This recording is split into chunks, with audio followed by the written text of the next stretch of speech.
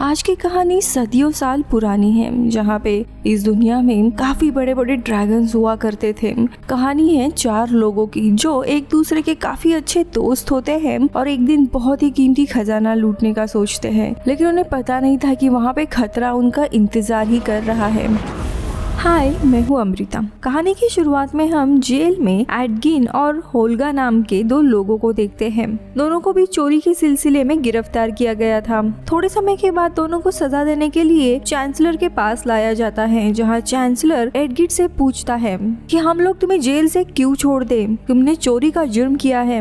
अब यहाँ पे फिर एडगिन उन्हें अपनी सच्चाई बताने लगता है और हम फ्लैशबैक में जाते हैं। यहाँ हमें पता चलता है कि एडगिन एक कबीले में रहता था अपने पत्नी जिया और बेटी कीरा के साथ। कबीले में लोगों के अलग अलग काम होते हैं और एडगिन का काम था चोरों को पकड़ना। लेकिन एक दिन एडगिन के पकड़े हुए चोर उससे बदला लेने के लिए उसके पत्नी जिया को मार देते हैं, जिसके कारण एडगिन को बहुत ही सदमा लगता है। जिसके बाद एडगिन अकेला ही अपने बेटी कीरा को संभाला करता था। पर एक दिन उसकी मुलाकात होल्गा नाम के लड़की से होती है और वो कीरा का ध्यान रखने के लिए उसकी मदद किया करती थी। कुछ समय बीतता जाता है और इन्हें पैसों का काफी प्रॉब्लम होने लगता है और इसी के चलते दोनों भी अब चोरियां करने लगते हैं और अक्सर पुरानी चीजें चुराया करते थे जिनकी कीमत काफी थी। और एक दिन होल्गा के हाथ एक ऐसा नेकलेस लगता है जिसे पहनने पर कोई भी गायब हो सकता है और होल्गा ये नेकलेस कीरा को दे देती है। ऐसे ही चोरी करते करते कुछ साल बीत जाते हैं और साइमन नाम का एक जादूगर और फोर्ज नाम का एक आदमी भी शामिल होता है और चारों भी मिलकर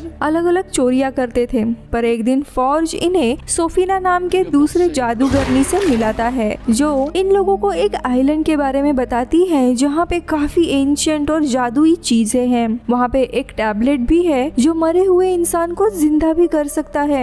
ये सुनते ही एडगिन को वो टैबलेट चाहिए था क्योंकि उसे अपने पत्नी को वापस जिंदा करना था। इसीलिए ये लोग प्लान बनाते हैं और एडगिन कीरा को घर में ही छोड़ के चला जाता है। वहाँ पहुँचने के बाद इन्हें काफी कीमती चीजें मिलती है। उसमें से सोफिना जो जादूगरनी थी वो एक रेड हॉर्न चुराती है और एडगिन वो टैबलेट चुराता है। लेकिन तभी वहाँ पे सोल्जर आ जाते हैं जिसके कारण इनकी भगदड़ मच जाती है और वो सोल्जर एडगिन और होल्गा को ही पकड़ लेते हैं। अब यहाँ पे एडगिन अपने साथी फोर्ज को वो टैबलेट दे देता है और कहता है कि कीरा का ध्यान रखना। जिसके बाद एडगिन और होल्गा को जेल में बंद कर दिया जाता है। और अब इस बात को 2 साल बीत गए थे और अब हम प्रेजेंट में आते हैं। चांसलर फैसला सुनाने ही वाला था, लेकिन तभी एक जादुई पक्षी आता है जिस पर एडगिन और होल्गा बैठकर जेल से भाग जाते हैं। जिसके बाद ये दोनों अपने गांव में आते हैं, लेकिन इन्हें यहाँ पे उसके बाकी के साथी यानी फॉर्ज और कीरा नहीं मिलते। लेकिन फिर एडगिन को पता चलता है कि फॉर्ज अब एक नेवरविंटर नाम के जगह का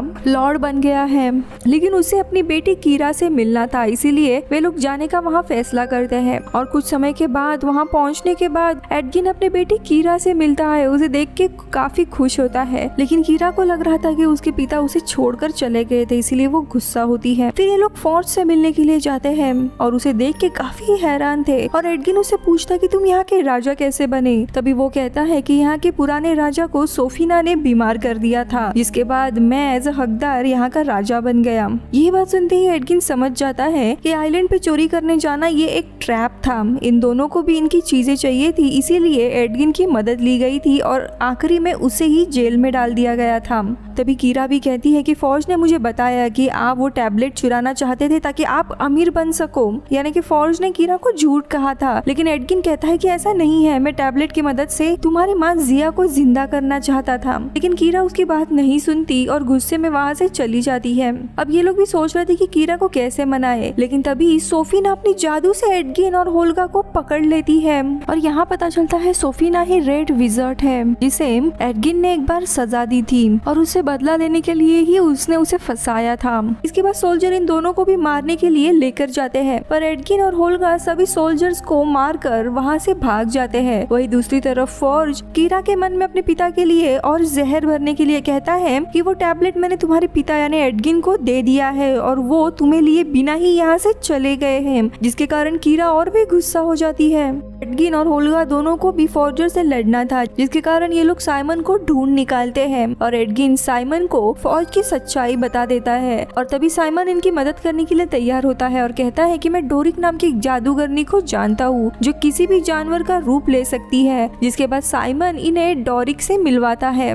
और डोरिक इनकी मदद करने के लिए तैयार होती है, क्योंकि फॉर्ज की सेना डोरिक के जो जंगल में रहने वाली कम्युनिटी थी उन पे भी काफी फोर्स कर रही थी। तो यहाँ दूसरी जगह फॉर्ज सोफिना के साथ अपने तिजोरी के बारे में बात कर रहा था और उसके खजाने में काफी सारे रेलिक्स, एंशिएंट चीजें रखी होती है।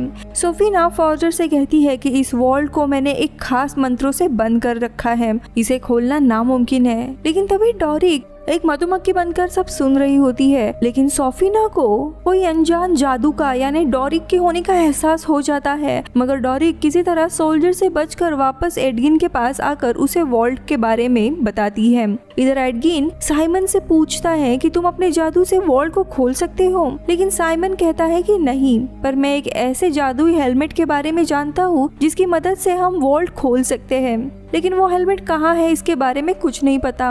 और तब होल्गा कहती है कि मुझे इस जादुई हेलमेट के बारे में पता है, क्योंकि मेरे कबीले के लोगों ने उस हेलमेट के लिए लड़ाई की थी, लेकिन वो सारे लोग अब मर गए हैं। लेकिन हम तालिस्मान का इस्तेमाल करके उन्हें जिंदा करके जादू हेलमेट के बारे में पूछ सकते हैं। जिसके बाद ये सभी कब्रिस्तान जाने के लिए निकलते हैं। अब तालिस्मीन की मदद से ये लोग एक एक करके कुछ मुर्दाओं को जगाते हैं और उनमें से एक बताता है कि रेड विज़र्ड के साथ हमारी लड़ाई हुई थी और ड्रैगन हम सबको बुरी तरीके से मार रहा था, हमें बस उस हेलमेट को सेफ रखना था। और इसीलिए जब हम लड़ाई हार रहे थे तभी वहाँ पर एक योद्धा हमारी मदद करने के लिए आया था और उसे हमने वो हेलमेट दे दिया था ताकि वो उसके जगह पर उसे रख सके। ये पलाडिन ज़ेंग था। अब ये लोग काफी ट्रैवल के बाद ज़ेंग के शहर पहुँचते हैं, जहाँ एडगिन ज़ेंग से कहता है कि हमें फॉर्जर से लड़ने के लिए एक जादुई हेलमेट चाहिए जो तुम्हारे पास है। इस पर ज़ेंग कहता है कि मैंने हेलमेट अंडरडार्क नाम के एक जगह में छुपा कर रखा है क्योंकि वो बहुत ही ताकतवर है। जिसके बाद ज़ेंग इन सभी को अंडरडार्क लेकर जाता है जो कि जमीन के काफी नीचे होता है। वही हेलमेट तक जाने के लिए इन्हें एक ब्रिज पार करना होता है, पर तभी वो ब्रिज टूट जाता है। लेकिन तभी साइमन एक पोर्टल स्टिक के मदद से ब्रिज के दूसरे तरफ एक पोर्टल खोलता है और उसी पोर्टल से जाकर ये लोग अंडर डार्क तक पहुंच जाते हैं और इन्हें हेलमेट मिलता है। लेकिन तभी वहां पे सोफिना के भेजे सोल्जर आ जाते हैं जो इन पे नजर रखे थे और इनसे लड़ने लगते हैं। लेकिन इसी जगह पे एक ड्रैगन सो रहा होता है और इन सारी चीजों के कारण उसकी नींद खुल जाती है और वो सभी सोल्जर्स को मार देता है। वही एडगिन और उसके साथी ड्रैगन से बचने के लिए एक गुफा में आ जाते हैं, लेकिन उन्हें पता चलता है कि वो यहाँ पे पूरी तरीके से चुके हैं। लेकिन फिर साइमन अपने जादू से सभी को बाहर लेकर जाता है। वही दूसरी तरफ साइमन जैसे ही हेलमेट को पहनता है तब सब कुछ फ्रीज हो जाता है और तभी साइमन के सामने उसके परदादा आते हैं जो साइमन से कहते हैं कि तुम इस हेलमेट के लायक नहीं हो, ये बहुत ही महान हेलमेट है। लेकिन साइमन फिर भी हार नहीं मानता और रात तक वो हेलमेट को पहनने की कोशिश करता है।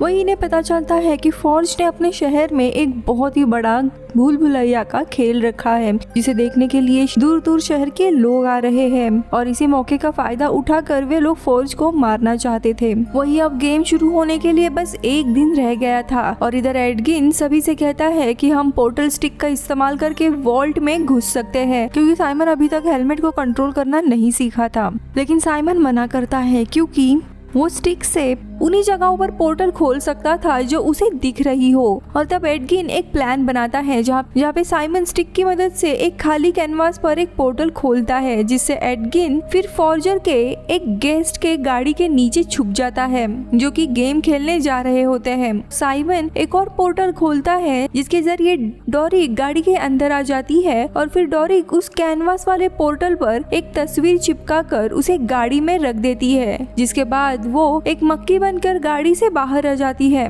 वही इस कैनवास को महल के कमरे में रखा जाता है और इसी पे पोर्टल बना के ये लोग महल में आ सकते थे। लेकिन तभी ये कैनवास गिर जाता है और पोर्टल नहीं बन पाती, जिसके बाद ये लोग एक नया प्लान बनाते हैं जहाँ पे साइमन अपने जादू से एडगिन का एक होलोग्राम बनाता है, जिससे ये लोग सोल्जर का ध्यान भटकाते हैं और फॉर्जर के महल के अंदर घुस जाते हैं। साइमन वापस हेलमेट को कंट्रोल कर रहा था और तभी उसके दादाजी वापस आते हैं। लेकिन इस बार साइमन उन्हें रोकता है और पीछे कर देता है और इसकी ये हिम्मत देखकर वो दादाजी खुश होते हैं और उसे हेलमेट की शक्तियाँ प्रदान करते हैं। जिसके बाद साइमन और होल्गा हेलमेट की मदद से वॉल्ट के अंदर आ जाते हैं, पर अंदर उन्हें कुछ भी नहीं मिलता और तभी सोफीना अपने जादू से इन्हें पकड़ लेती है। इधर डोरिक भी जमीन को तोड़कर पोर्टल का रास्ता खोल देती है और महल के कमरे में आ जाती है और इसी कमरे में सारा खजाना था। लेकिन तभी वहाँ पे एक सोल्जर आता है और डोरिना को बेहोश कर देता है। इधर सोफीना भी एडगिन को पकड़ लेती है और फौज ऑर्डर देता है कि इन सबको मार डाले, लेकिन एडगिन उसे चैलेंज करता है कि वो अगर हमें मारना ही चाहता है तो हमें उस भूल भुलैया में डाले और अगर वहाँ से बच के हम आए तो वो हमें छोड़ देगा। फौज भी मान जाता है। तो यहाँ पे डोरिक और साइमन के हाथों में खास तरह के ब्रेसलेट पहनाए जाते हैं ताकि ये दोनों जादू का इस्तेमाल ना कर सके गेम के दौरान। जिसके बाद इन्हें अरेना में भेजा जाता है जहाँ पे इन्हें देखने के लिए शहर के काफी सारे लोग आए थे। अब इनके साथ और 2 टीम्स होती है और इस गेम में इन्हें एक भूल भुलैया के अंदर जाकर मॉन्स्टर से बचना होगा। अब खेल शुरू हो जाता है, लेकिन इसी बीच में डोरिक का हाथ एक ट्रैप में फंस जाता है जिसके अंदर जाते ही लोग फ्रीज हो जाते हैं। लेकिन ओल्गा डोरिक का हाथ बाहर निकाल लेती है, लेकिन इसके कारण डोरिक के हाथ से ब्रेसलेट भी निकल जाता है और तभी डोरिक को एक आइडिया आता है और वो सभी लोगों को इस ट्रैप में कूदने बोलती है। जिसके बाद डोरिक अपने जादू से ट्रैप को टेलीपोर्ट करके एक दूसरी जगह पर लेकर जाती है। यहाँ पे डोरिक फिर से एक सांप बनकर ट्रैप से बाहर आती है और बाकी सबको बाहर निकालती है। इसके बाद ये सभी लोग फौज के बोट पर जाकर कब्जा कर लेते हैं और खजाना और रेलिक ले लेते हैं, जिसमें उन्हें वो टैबलेट भी मिल जाता है जो एडगिन को चाहिए था। पर तभी वहाँ पे फौज कीरा के साथ आता है और वो कीरा को मारने की धमकी देता है, लेकिन ये लोग काफी चालाकी से कीरा को बचा लेते हैं और बोट को लेकर वहाँ से चले जाते हैं। इधर सोफीना उस रेड हॉर्न की मदद से एक जादू करती है ताकि वो शहर के सभी लोगों को एक साथ ज़ॉम्बी में बदलकर अपनी एक सेना बना सके और ये चीज एडगिन भी देख रहा होता है। वो लोगों को बचाने के लिए वापस आता है। जिसके बाद ये लोग एक पोर्टल बनाकर सारा खजाना एक हॉट एयर बलून से शहर में गिराने लगते हैं, जिसके कारण लोग अरेना से बाहर भागकर खजाना लेने आते हैं और इससे सोफीना का प्लान पूरा खराब हो जाता है। अब यहाँ पे एडगिन कीरा को नेकलेस देकर उसे गायब कर देता है। जिसके बाद ये सभी सोफीना से लड़ने के लिए जाते हैं, जहाँ पे डोरिक एक भालू बनकर सोफीना से लड़ती है, पर सोफीना इन सब से काफी ताकतवर होती है और वो अपने जादू से इंसानों को फ्रीज कर देती है। लेकिन तभी कीरा जो कि इनविजिबल थी वो वहाँ पे आकर सोफीना को वही ब्रेसलेट पहना देती है, जिसके कारण उसकी जादू खत्म हो जाती है और तभी डोरिक आकर सोफीना को मार देती है। लेकिन इधर लड़ाई में घायल होने के कारण होल्गा की भी मौत हो जाती है। इससे कीरा बहुत ही ज्यादा दुखी होती है, इसलिए एडगिन टैबलेट का इस्तेमाल करने का सोचता है जो कि सिर्फ एक ही बार यूज हो सकता था और वो से होल्गा को वापस जिंदा कर देता है।